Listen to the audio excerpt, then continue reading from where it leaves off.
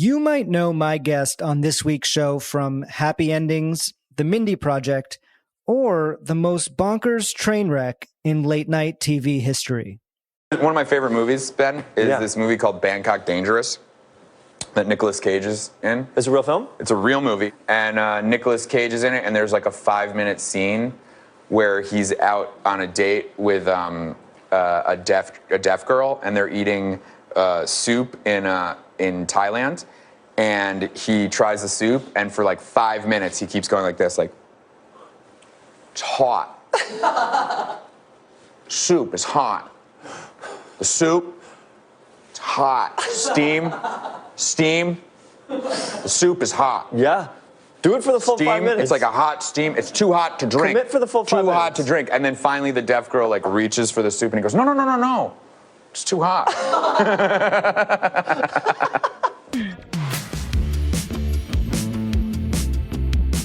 This is The Last Laugh. I'm Matt Wilstein from The Daily Beast, and that was Adam Pally guest hosting The Late Late Show on CBS back in 2015. If you listened to our episode with Ben Schwartz, who was Adam's sidekick on that January night in the middle of a New York blizzard, you know that I'm kind of obsessed with his off-the-rails comedy performance that has only become more legendary as the years go by. But that is just one of many reasons why I wanted to have Adam on this podcast. Another is that his really funny show, Champagne Ill, just recently started streaming on Hulu after it kind of came and went without much fanfare on YouTube a few years back. Then there's his major role behind the scenes of one of my favorite political comedy shows of the past few years, The President Show. Adam was not only an executive producer, but also came through with an inspired Donald Trump Jr. impression. More on that later. He's just an all-around hilarious actor and improviser, and I'm so happy to have him on the show today. Here's me with Adam Pally. Thanks for doing this, and I'm glad you could make some time on moving day. Yes, no, and thank you again for having me. If I'm holding the mic too close and you hear me like Tony Soprano nose breathing, or you hear like strips of tape being like ripped, I apologize. I'm sure it'll be fine. Well, welcome. I have to tell you, I had not seen Champagne Ill the first time around when it came out on YouTube, but I just watched the entire thing over the past few days on Hulu, and I loved it. And I was like, I don't know what I was thinking. I missed it. Oh no, it's not your fault at all. There's so much good television. How could anyone find everything? Yeah, would be impossible. But it's been a bit of time since we made it. Yeah, does it feel weird to be like promoting something that you in another world? It definitely feels weird to be promoting something that I made like way pre-COVID. But at the same time, like there's no rules anymore for like how TV works, how movies work, how things are found or not found, and I'm really proud of the show. So if this is what it takes to like get it a second life, then whatever, I enjoy talking about it because I really love it. Yeah, so it started as a YouTube original, which I didn't quite know what that was, and now it's on Hulu. Yeah, I don't really know what a YouTube original is either. Can you explain the premise for anyone who hasn't gotten a chance to see it yet? Because it has a very specific premise. Well, you would hope that most shows have a specific premise. The premise is about like a very, very successful and famous rapper who kind of after high school takes his two buddies and rides to the top and is living that insane lifestyle. And in one of his video shoots, the famous rapper dies. And it leaves the two best friends without an education or really even a driver's license. So they have to start from scratch again in their hometown. How you guys holding up? Shitty. Super fucking shitty, Craig. Yeah. So the funeral is tomorrow, back in Champagne. Oh, the funeral.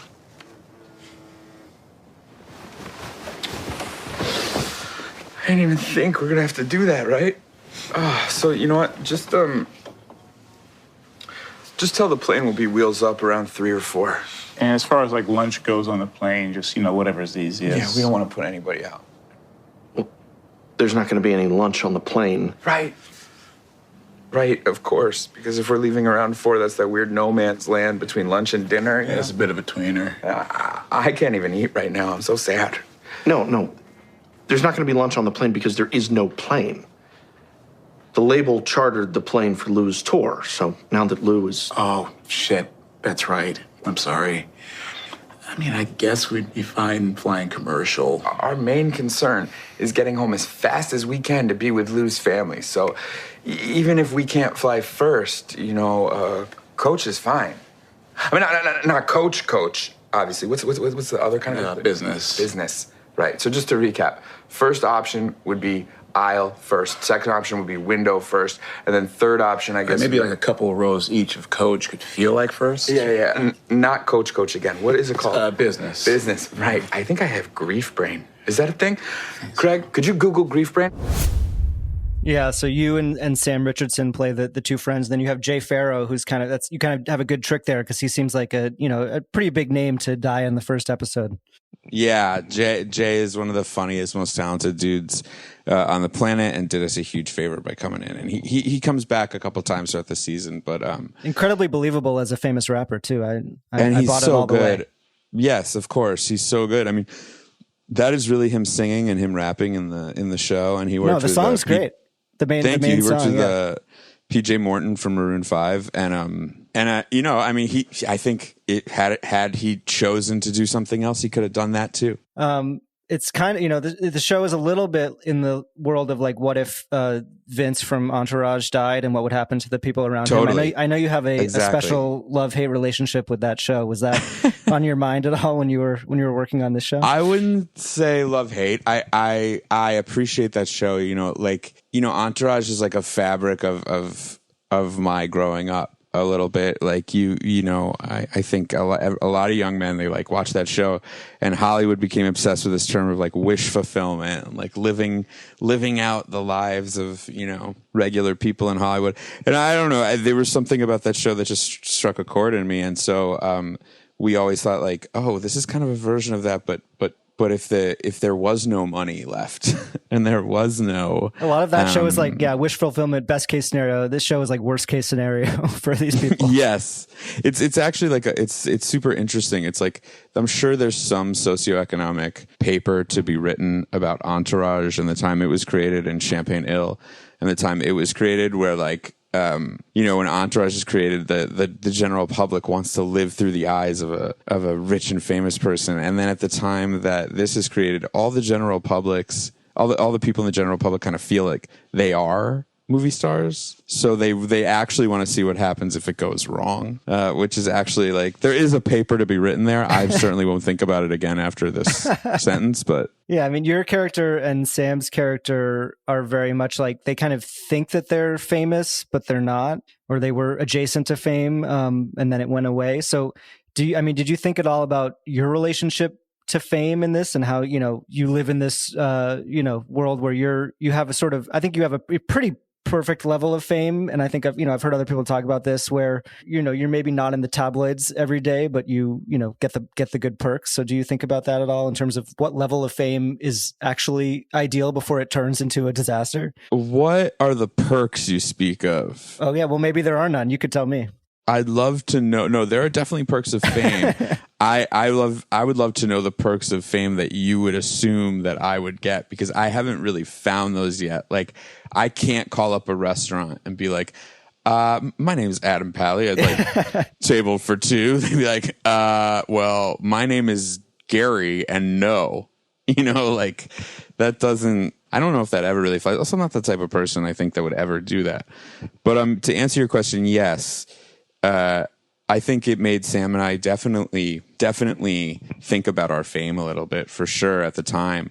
I don't want to sound like prestigious, like, oh, I don't live in Hollywood, but, like I did for many years, and I'm sure I will again.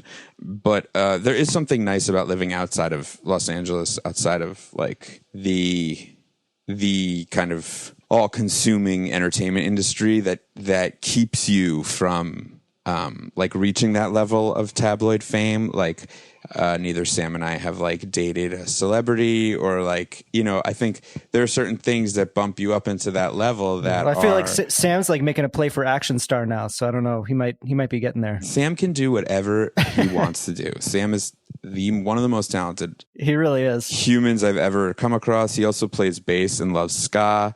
I did not know I don't mean to put him on blast like that, but no, Sam's career is literally wide open. He can do whatever I was telling someone like Sam is going to direct one day. And I just from working with him on Champagne Ill, like so much of Champagne Ill was the two of us like learning from each other and the different things that we've come up doing. And you know, he's got a really great career ahead of him. Yeah, and behind him. Did moving to New York, you know, change your life significantly in these ways where you weren't thinking as much about the industry, or you felt like you could kind of step away a little bit? Yeah, totally. I think naturally it does. You know, in some ways you think more about stuff than you did there, and in some ways you think less. And I think like that give or take was I needed at the time, where it was like the things I was thinking more about were not necessarily the things that get you where you want to be. You know, they're like, you know what I mean? Like I needed to think more about like the actual things that I was creating and doing. And I think you can become obsessed with that in New York because you are like right outside of this like Hollywood nexus. So you become obsessed with like, well, what's the thing that I'm going to do next? As opposed to like sometimes when you're there, you become obsessed with like, well, what's the thing that like will get me going? It's like, you know, not necessarily an organic way to think. Yeah, I mean, I know you started, you know, at UCB. Was that in New York that you started, or in LA? Yeah, when you? I started in UCB, New York. Yeah, and that was like almost 20 years ago. So, I mean, what were your putting me on blast? I guess I deserve that, man. I deserve that. What were your aspirations then when you were just starting out at UCB in terms of what you wanted to do in this comedy world? I don't know if I had I don't know if I had aspirations. I mean, I think like, you know, like everybody, like, you know, I wanted to be on Saturday Night Live or write on Saturday Night Live, or work for the Daily Show, or, you know, like there are only so many jobs you could have coming up in New York. And you first get to the UCB and you're like, I don't know, I'm just learning. And then very quickly you're like, whoa, it's attainable. Like there's a wealth of talent that I was lucky enough to be around at that time to like see every night and learn a craft from every night. And there are names that, you know, are huge. There are names that you see every day on screen, right? And commercials, and you know, some of the funniest people who may not be the most famous. Yeah, and then some of the not funniest people who are famous. It's like it didn't matter. So I mean, you said, you know, SNL and the Daily Show, were those like opportunities that were coming your way and in terms of auditions and stuff? Oh my God, yeah. I bombed so many Daily Show auditions. Yeah, I mean, you know, I had a couple that were interesting, and I infamously, or not infamously, but I didn't understand the assignment, I guess, and for the SNL audition. You know, I mean, I've had a meaning you didn't do what they were looking for, or you. I just like did my own version of it, and it didn't come across correct. You know, I think now it would have been better received, but they seem to be taking more chances in recent years, maybe, than they were then. They were always great. I can't criticize. I'm just saying, I'm more in it as a plus of the people they're taking. Even these, like this season, they took some people who are pretty out there in their comedy. I think that's cyclical. I think SNL always, it's the top tier of talent. Even, you know, whether you make it or not on the show, you have something to be tapped. What do you feel like was the first really big thing that you got that changed things for you? Was it Happy Endings or something before that? Or the first big thing I got that changed things for me? It's also foggy. I booked my first movie. Was interesting. I was edited out of most of it. I made it a little bit, but my first movie was for Ang Lee and is called Taking Woodstock. I think there were a lot of comedians in that movie. Yeah. No, I think there are too, looking back. I don't Dimitri remember. Martin, right? Well, Dimitri was the lead, yeah. And Eugene Levy was in it, or Levy. Never get that right. Sorry, Dan. I'm trying to think who were the other comedians, but like, yeah. So that was my first thing that I ever like booked, and I was kind of a surprise to book it. It was at this casting office, but that was run by A.V. Kaufman, who's kind of a legend in the New York biz. And Emil Hirsch, a lot of my scenes were supposed to be with Emil Hirsch, and it was supposed to go, that role was supposed to go to like a younger, cooler actor, you know, but I looked a lot like the real guy. So, and I did a good job in my audition, but it was dramatic, most of it. But Ang Lee... Was that weird to sort of book your first movie as a drama after doing so much comedy?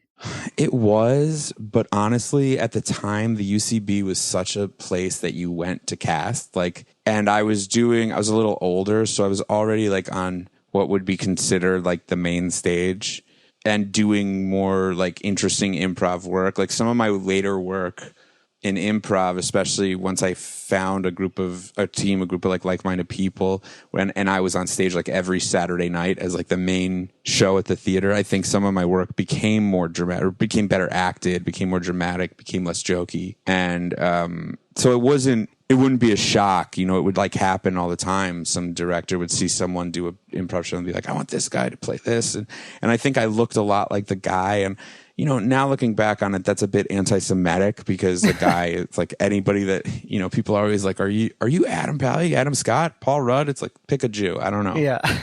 And I got lucky and I did it right. And Ang, God bless him, liked my performance. And then I booked that. And then the industry kind of like, they announced it in Variety or whatever. And like the industry was kind of like, whoa, cool. And put it on my IMDb. And I remember that being like a big deal. Yeah, it was like a big deal for me, you know.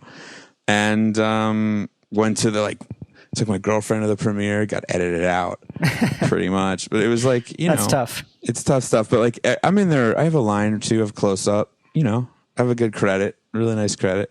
But like that, so that was my first thing, really. And then I think after that, things just started. It wasn't like an avalanche of work, but things just started like going. Were you doing the whole pilot season thing for a while? Not really. I had been lucky enough to create some content early on, comedically, even before booking that movie, that kept me employed and paid and like a roof over my head.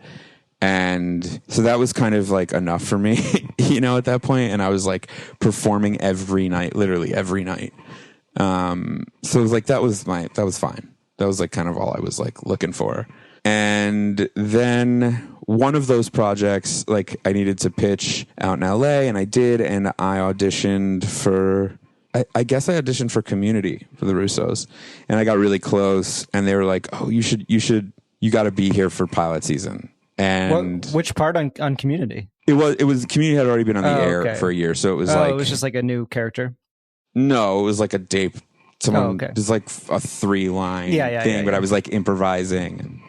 And then and that was such a faith, like even the casting directors and everybody were like, you should stick around.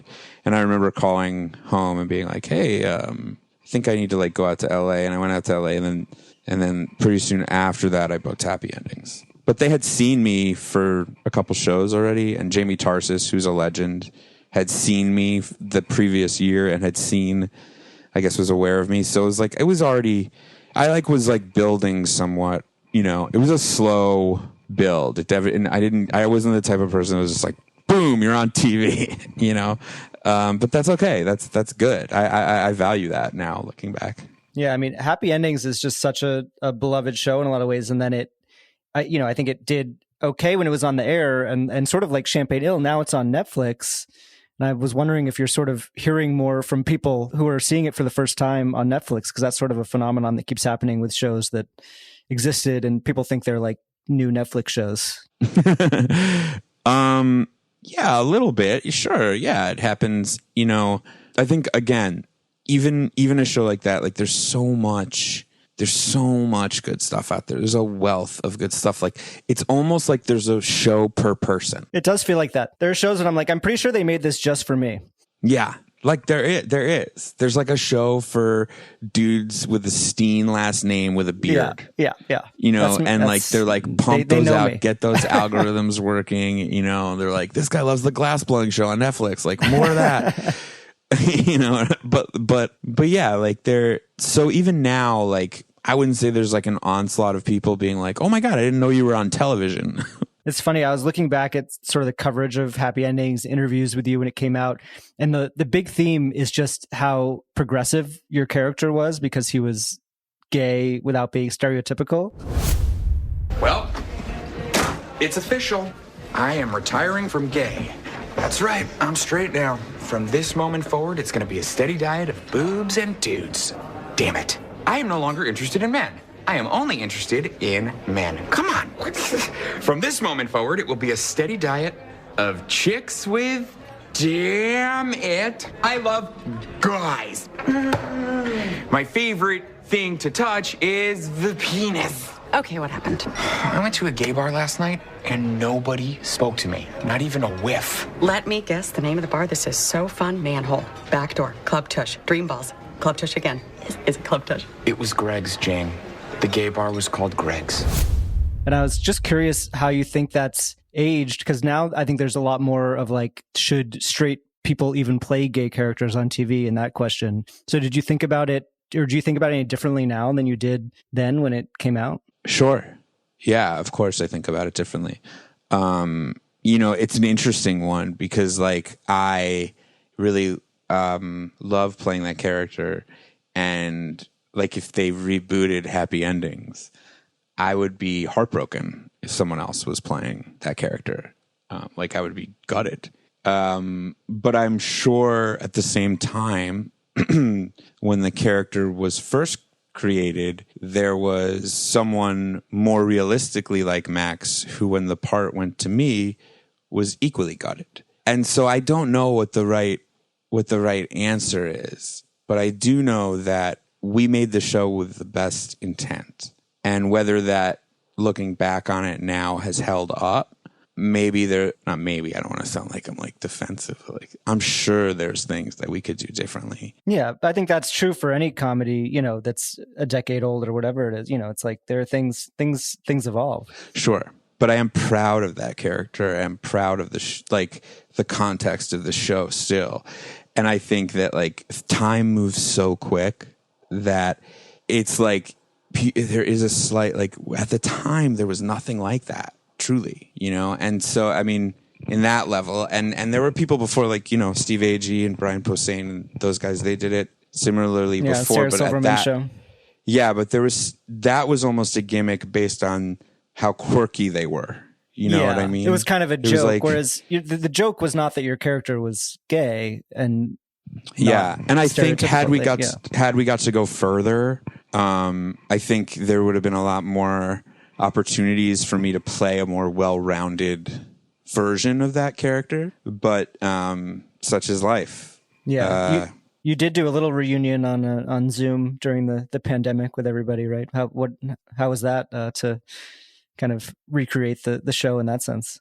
Great. It's so fun. I mean, I love those people. I love those like, I talk to Casey every day, which is the best. And, I'm still working with David Casp. Champagne Ale is David Casp. My next show is David Casp. I try to keep it in the family. What's the next show? I can't really talk about it yet, okay. but it's with David. So it'll probably be good. I keep it in the family, i.e. no one else will work with me. No, I'm just kidding. I'm very sought after. Coming up, Adam explains how he knew that Late Late Show gig was going to be a big deal, and talks about how he ended up playing Donald Trump Jr. on The President Show. Want the can't stop, won't stop watching sort of stuff? The dramatic stuff. AMC Plus has it all. Would you go to war for your family? Don't miss Kin, the all-new Irish gangland drama. Ready to raise the stakes? Catch up on the latest episodes of The Walking Dead's epic final season. Nostalgic for TV's golden age? AMC Plus is the home of Mad Men. Plus, meet a sitcom wife like no other in Kevin Can F Himself, starring Annie Murphy. Available ad-free, on demand, and on the platforms you're already on. Sign up today at amcplus.com. AMC Plus, only the good stuff. People who value sleep on a Nectar mattress. But you're not going to believe me. After all, I might be lying. I must be lying. The only thing you know is true is that commercials lie to you. I must be lying. Instead of believing silly commercials, trust the more than 2 million happy sleepers who sleep on a Nectar mattress. Nectar Sleep is currently running their biggest offer ever. $399 in accessories plus $100 off. A 365-night home trial and free shipping and returns. Go to NectarSleep.com today.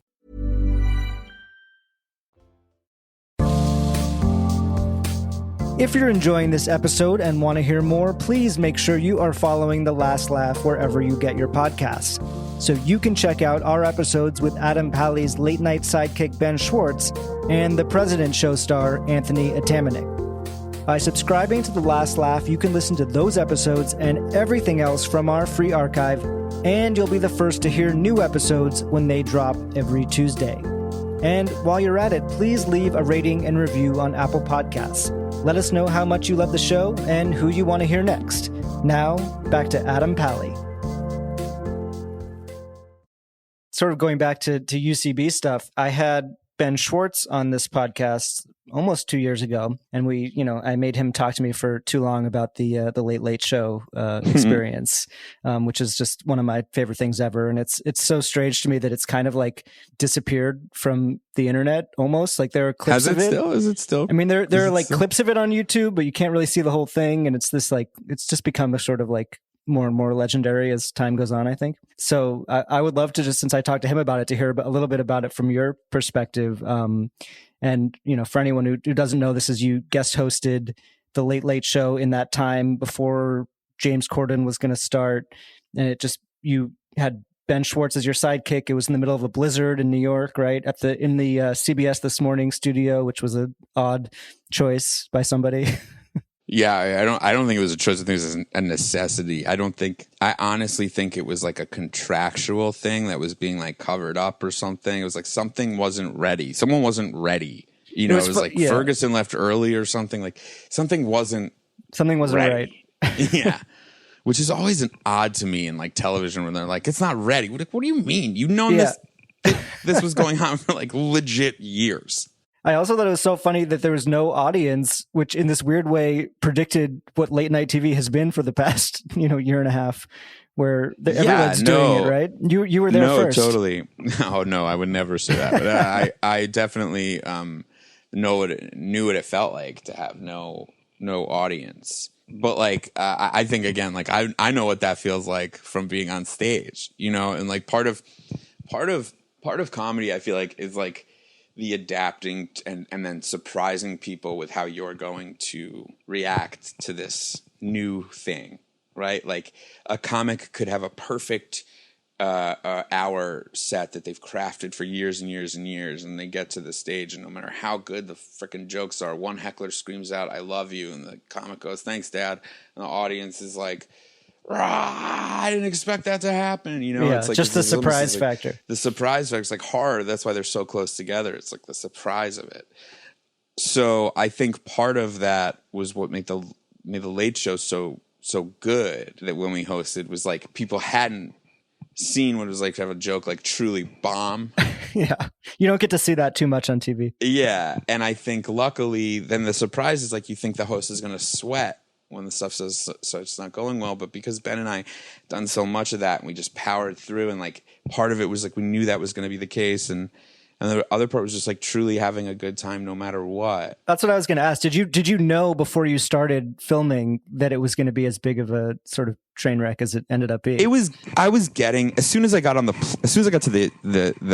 the plane ticket, I could tell kind of what was happening. You know what I mean? Like, I was like, oh, why do I have to go to, first I was like, I'm in Los Angeles, why do I have to go to New York? They were like, that's where they're filming. Do you want it or not? This is the last slot on a Friday night in January. And I was like, no, I want it. Did someone drop out, or do you think what happened? Honestly, I think they were I don't think they knew how long they were going to be without one or the other, and they were scrambling. Like, my week was kind of crazy too, if you go back and like look at the tape, because I believe it was like Whitney Cummings was on the flight with me, and I remember us both bitching about how shitty this was. But Regis Philbin did 2 nights, I believe, and one of his guests was Donald Trump, and I met Donald Trump. And this was like jarring. I have a picture. This was sort of like what, 9 months maybe before, 7 months before he announced the campaign. Yeah, the world was a way better place. Like it was not. What was meeting him? What was meeting him in that context like? Cold. Like, I was trying to do a bit and he didn't want to do it, and then it was over. But like truly, like, and I think that was a Tuesday, so that was the first day I was like in the studio, and I was trying to get my equipment out because I wanted to do some pre-tape stuff, and they were like, "Oh no, you don't have any equipment." I was like, "What?" And they're like, "Yeah, this is all like props, like in this news department. It's all fake. There's no like, you can't use these microphones." I was like, "What?" And luckily, my friend Sam, who had been a producer for NBC Golf, he like had some equipment, and we like scrounged it together. We like grabbed a thing and went out and, just did what you could. But like, I feel like, again, like that's Ben. I don't know if Ben told you this story, but when Ben and I used to work at the UCB, Ben was a bartender and I was an intern. It was like Friday nights, and this is like a long one. It's like 2003. It was almost 20 years ago. We would clean up after the last show. We'd watch all the shows, like, little kids with our eyes open, just like watching these amazing comedians do stuff. And we clean up the whole theater back to front, throw everything away. And then, because there would be no one in the theater, we would get on stage and just like make each other laugh. And if there was another intern like cleaning up, or if there was like, someone working the booth or whatever. And looking back on it, like, it was a really romantic time because, our buddy Gil would drive in, who's now one of the head writers on Big Mouth, and it would just be like, I don't know, there's no audience, so you're just, the three of you are just like performing for each other. You're only doing it because you want to be doing it. Yeah, and it's 5 a.m. on a Friday night in Chelsea. You wanted to bring that energy to the Late Late Show? Yeah, we did. We were just kind of like, what if it isn't really being taped and it's just us in here right now doing this for ourselves? Say something funny and we'll drink at the same time. All right. Go to one of your classes. Okay. I'm guest hosting the Late Late Show. Oh. Yeah. Terrific. Let's push through this part. There are going to be peaks and valleys of all of this. It's going to be a big valley. It's not all going to be great. We're mostly going to live in a plateau, a valley for a while. America, when I took this gig... Stop talking like all of America is listening. For a moment, realize what your demo is and how many people are watching this show. Before you blanket the entire country that is watching you. There's only like 2 16-year-old Filipino chicks watching Yeah, it. say like, parts of New Jersey, may I talk to you for a moment? Let's talk to who's really watching. Dad? It wasn't live, right? I mean... It was not live, no. Were you surprised that it actually aired after you taped it? No, I knew it was going to air. I knew we were doing something special, too. The producer, Nick Bernstein, who still produces for James Corden, he's the one, I don't know if you've watched Corden lately, but he's on air now. He has like super long hair. They've made him grow his hair like super long since the pandemic. He's kind of a legend of late night, actually. And he was my producer on it, and I had met him early on. He was one of the first champions of me even auditioning for SNL. He found me when I was really young at the theater, doing just what I was doing. And so he was my producer on it, and he kind of felt after the first 5 minutes, he's like, this is something special. And so he kept pushing us to keep going further and further. And so I when we were done, he was like, I don't know what that was, but I really enjoyed it. And I was like, oh, okay. I enjoyed it too. And then it was what it was. Yeah. I love that the very last thing that happens is that you say you think you just blacked out. But what was going through your head either during or right after it ended? Were you happy with what you guys had done? Yeah. I tend not to think about it. Like, I've had too many. Getting cut out of that Ang Lee film was a good life lesson. Like, I've had too many things go too many ways to ever feel like, oh, that's going to be great. You know, like you just don't. And so truly you can only, like, I was happy because I had fun doing it during the time. And then after, I was like, no one will see it. Like, you know, I kind of just went about my day. You know, I think I flew to my friend. I think I went to Rachel Bloom's wedding like the next day. And then did you start hearing from people who had seen it, or what was I started hearing from people who had seen it that fallout night. from it, either positive or negative? Yeah. I started getting texted from people like during it, and they were like, "What is going on?" And that's when I was like, "Oh, I did something good." Because like, you know, like when a friend especially a comedian friend texts you, it means that something you did like made an impact, because we're usually a very jealous, callous group of people. And if we see something, if we see something we like, we will keep it to ourselves. You know what I mean? We're not going to run around praising shit. So if you get a text from a comedian friend or like one that's not throwing them out there that much, you're like, oh, I think I did something good. It seems like you've always had an interest in late night talk shows, given your appearances on, Conan and sort of the long running bits that you've done on some of these shows. Do you put a lot of thought into how you appear, how you come across on these shows, and how you think about it? Not as much how I come across, or just probably my publicist is probably like, he should. Not as much how I come across. Like I came up at a different time, and my heroes would often, like I would stay up if I heard Robin Williams was going to be on the Tonight Show. I would stay up late to watch him. Or like if I heard even like Bruce Willis used to do crazy funny bits with Letterman. And if like Bruce Willis was going to be on Letterman promoting, whatever movie, I would be like, yeah, I'm going to stay up late to watch that. And it was almost more fun for me than the movie.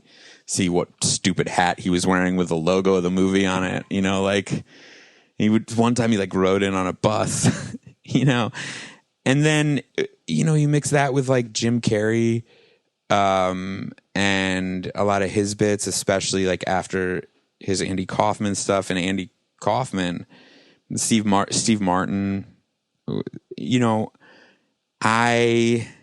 Chappelle, even on that. I mean, that's not cool to say right now. Old Dave Chappelle, not 2021 Dave Chappelle. But the way that Dave would like, I don't know, where you'd be like, is this real? Is this not real? Like, I'd always really loved that. Always really loved like, that energy that he had when he would go on Letterman or whatever. So when I started to be involved in that circuit, I would take a lot of pride and I tried my hardest like to keep to do something every time. Yeah, and topping yourself too. I mean, with the Conan costumes, it seemed like they only got more elaborate every time you would go on. Yes, that is a bit.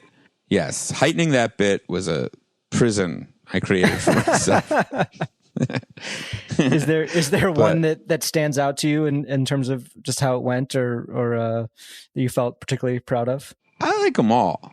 I like each one is a different song. Different track from an album. Yeah, but they're all by the same band, so you kind of know how they go. The Fat Batman and just with Jeff Garland being there and the whole dynamic, I think that one worked pretty well. He's taking pictures of you. Sweetheart. Yeah, he's a sweetheart guy. Never got really those funny pictures. Oh, man. Maybe you'll see him someday. Yeah, and then there's the President Show, which is also sort of like a talk show parody in a way, and it's just one of my favorite things from the past several years. I think it's really sort of the most successful Trump-related content that was put out during that whole time. And I've talked to Anthony Atamanik a lot about it. How did you get involved in that? Because you were a producer, executive producer on the show.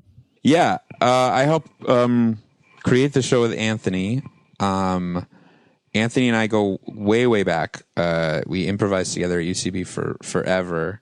And early on, when I had first seen his Trump, it was so good. And, it was so good, but it wasn't just the impression that was so good. It was the content was so good. He was able to like really channel that kind of freewheeling, kind of anarchic, I'll say anything at any time. He really is able to do that and improvise like Trump too. And, part of Trump's whole thing was being on television every day. And there was a certain, when we were first conceiving it, was like we could do a news network, we could do fireside chats, we could do like Yeah, but there are a million Trump different wouldn't- ways to do it. Yeah, but Trump would never do that. He would do the biggest, most ostentatious thing ever. And, you know, aside from the president, having a late night talk show is one of those jobs that there's no way you don't come out of it like a little fucked up. You know, to have a whole thing like that revolves around you 365 every day with no jeopardy of your job changing. And it's just like applause, applause, applause, applause. It fucks. There's no way it doesn't mess you up. Did you, know, working on that show, did you sort of follow the way that other comedy shows were handling Trump, whether it was SNL or the other late night shows? And did you think about how you guys wanted to do it differently? It was hard not to follow them, especially with like Alec at the time, I think was like a little bit like get off my lawn, you know, with us. They had a little beef. Fine. Yeah, which is fine. I love them both. Obviously, my allegiance is to Anthony, unless Alec has a job for me. No, I'm just kidding. But I think no, we tried to do our own thing. And again, like the producers on that show, I've been so lucky, really like super fortunate in my career to work with some of the best writers and creators and producers ever in the history of the world. And like when you look at the Happy Endings writers room, like 90% of those writers went on to showrun, produce their own shows. And then that I've been just lucky enough to like be around similar things. And the present show was just like kind of a similar thing in that writer's room. Like all those writers, whether it's Ray Sunny, Mitra Juhari, Noah Garfinkel, Allison Leiby, Christina Nangle, Pete Gross, like Neil Casey, John Gemberling, like you're like all those people have gone on to become such like forces in the industry that the show at the time had no choice but to have like a crackling energy, you know? Whose idea was it for you to play Donald Trump Jr.? That was Nangle. That was Nang Gang. Yeah.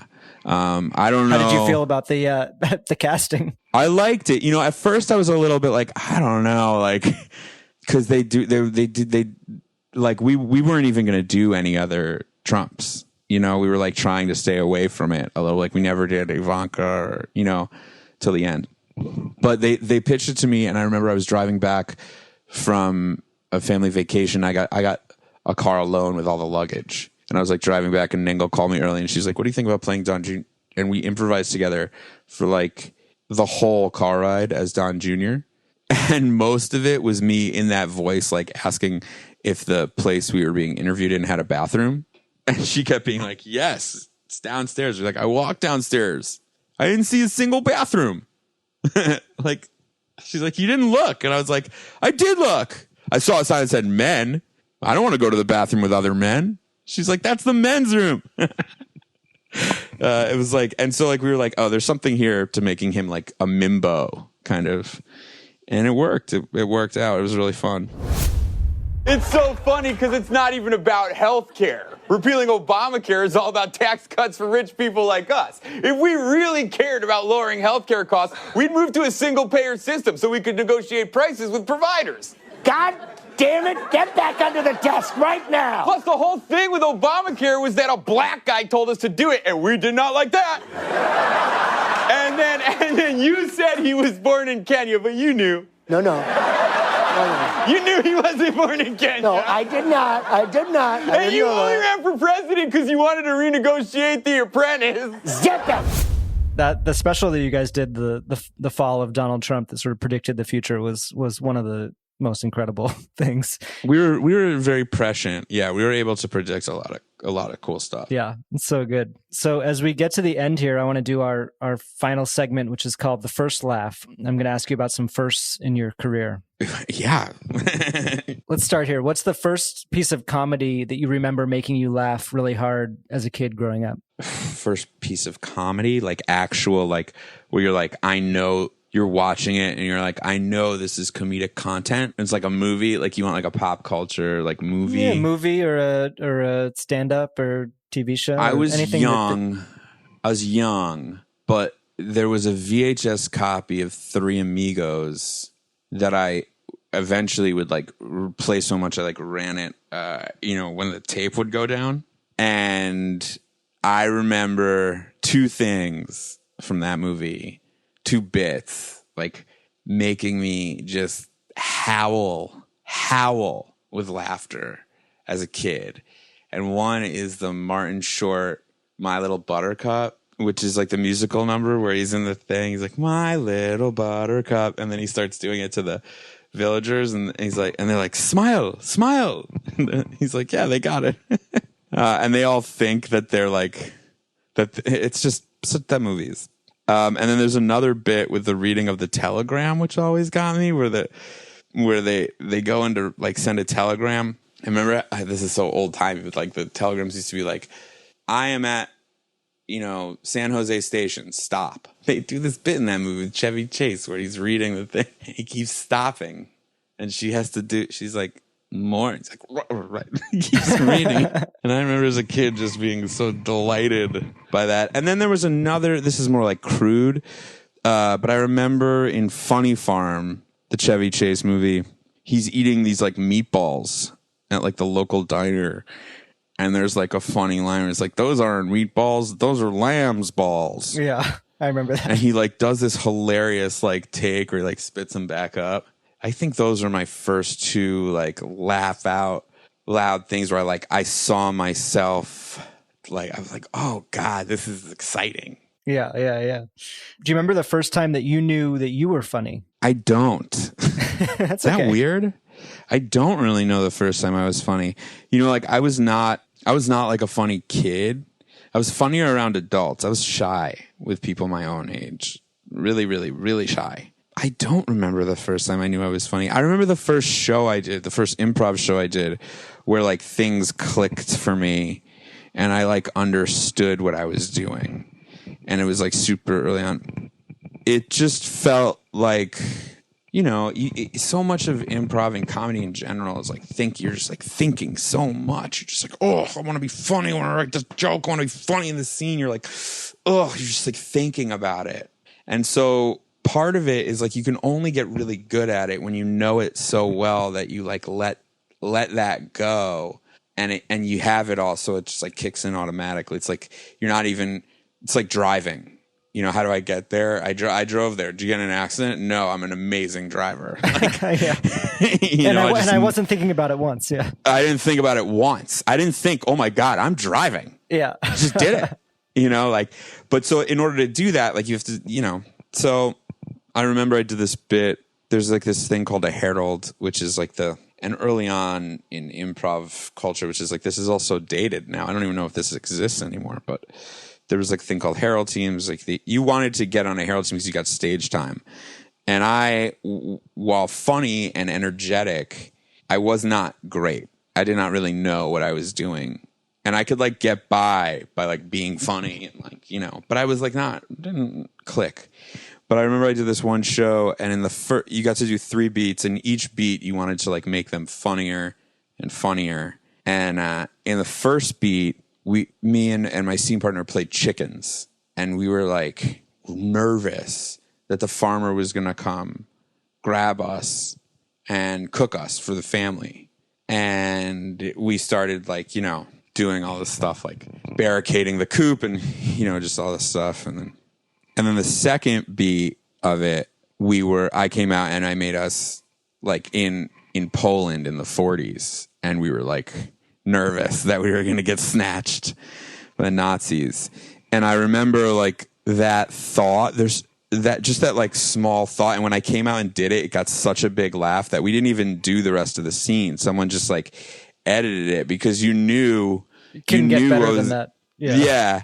I mean, although I did look at my scene partner, I was like, motherfucker, I'm about to fucking cook here, baby. Yeah. But like, like what that thought, that like analogous thought for me at a young age, it was probably like 23 or 24. I was like, oh, that's how you like do it with your mind a little bit. You like, it's just, and that, and then the rest of the rules just kind of fall into the background and you just kind of start like intuitively doing stuff.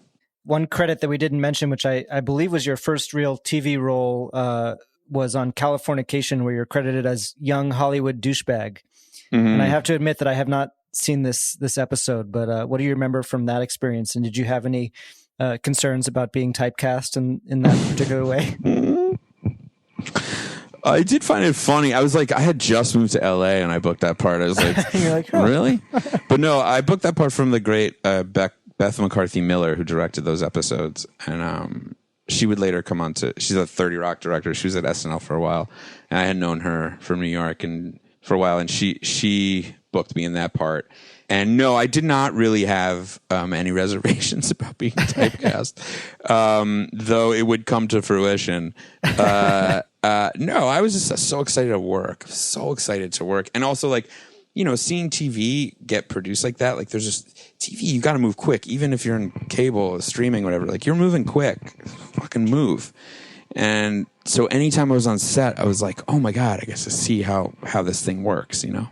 Do you remember the first time that you met a comedy hero, or one time that you met someone who you really looked up to in the comedy world, and how it went? I've met a lot of I'm lucky enough to have met a lot of my comedy heroes. Sandler was a cool one. Sandler was a cool one. I've met him a couple times since, but the first time I met him, I got invited to a charity event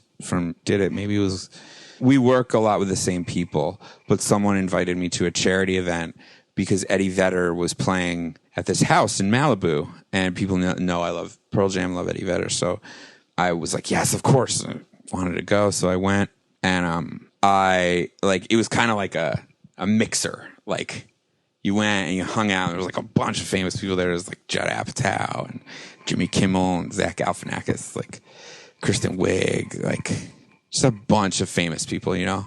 And everyone like sits down, and the only person I kind of knew was David Spade. And so he was like, sit over here. So I like went and I sat down next to Spade, and Sandler came and he sat like towards the end of the show, and he sat down next to me.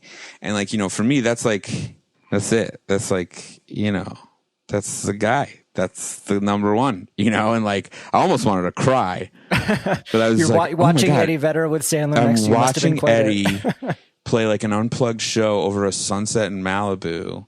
There's like 60 people here. I'm sitting next to David Spade and Adam Sandler. Did you think you were dead, or? I didn't know what to think. I was just like kind of there. And then Sandler turns to me and he's like, you like it when they, he goes, you like it when they cover the who? And I was like, huh? What? Talking to me? Yeah. And he had his like arm in a sling. He had like messed up his arm playing basketball or something. He's like, Pearl Jam. He's like, you like it when Eddie covers the who? And I was like, yeah, I love it. He's like, yeah, me too. And he goes, hey, check this out. Walks on stage, like from his seat. He just got up, walked on stage, and I was like, what is going on? And Eddie goes, ladies and gentlemen, Adam Sandler is going to join me. And then they played Baba O'Reilly.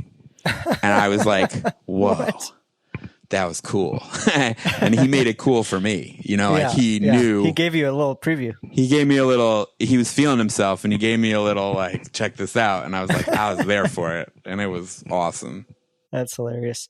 And then finally, I like to give comedians a chance to shout out other things that are making them laugh right now. So what's the last piece of comedy that made you laugh really hard? Something you've seen, someone you want to shout out who you really are enjoying right now? Well, Tim Robinson's sketch show on Netflix, I Think You Should Leave, is pretty genius. Amber Ruffin is the best. I hope they give her the Tonight Show eventually.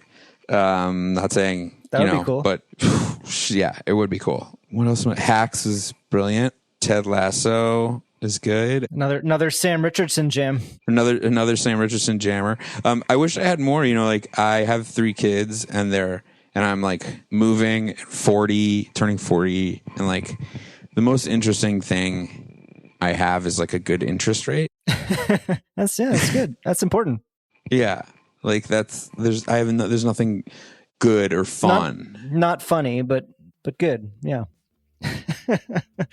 Well, I hope you have more time to watch comedy when you are all moved into your new place. Thank you. I won't, but thank you. Well, thanks, Adam. This was really fun. I'm really glad we got to do it. Thank you. Thank you so much for having me. All right. Thank you again to Adam Pally for being my guest on today's show. Champagne Ill is streaming now on Hulu, and if you missed it the first time around, I definitely recommend checking it out. If you want to support The Last Laugh, please help us out by leaving a rating and review on Apple Podcasts. We want as many people to hear this show as possible, and you can help by spreading the word and sharing it with your friends. You can find me on Twitter at Matt Wilstein and at thedailybeast.com. And if you're not already, please follow at Last Laugh Pod on Instagram, where you can see photos and videos from all of our episodes and see who is coming up next week on the show. The Last Laugh is distributed by Acast for The Daily Beast, with audio production by Jesse Cannon. Our theme music is by Claude, who you can find on Instagram at claude.mp3. You can find this show every week on Apple Podcasts, Spotify, or wherever you listen to podcasts. And as always, you can find show notes and highlights from each episode on thedailybeast.com. See you next week.